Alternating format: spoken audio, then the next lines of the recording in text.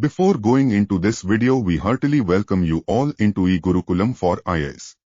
Let's start. Erosional landforms due to running water. Valleys. As we discussed in previous video, valleys are formed as a result of running water. The rills which are formed by the overland flow of water later develop into gullies. These gullies gradually deepen and widen to form valleys. Gorges. A gorge is a deep valley with very steep to straight sides. Canyon.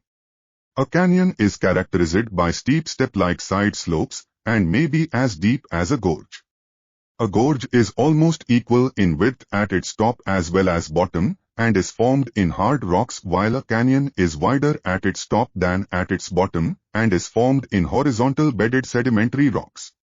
Potholes. Potholes are more or less circular depressions over the rocky beds of hills streams. Once a small and shallow depression forms, pebbles and boulders get collected in those depressions and get rotated by flowing water. Consequently, the depressions grow in dimensions to form potholes.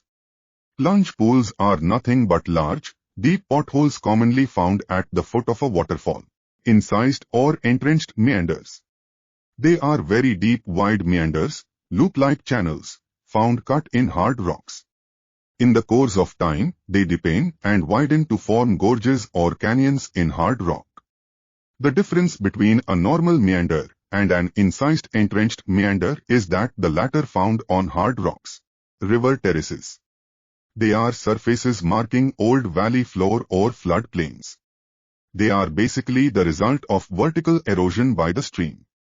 When the terraces are of the same elevation on either side of the river, they are called as paired terraces. When the terraces are seen only on one side with none on the other, or one at quite a different elevation on the other side, they are called as unpaired terraces. That's all for this video. Meet you in next video discussing about landforms made at each stage of running river. Thank you. Like and subscribe to e-Gurukulam.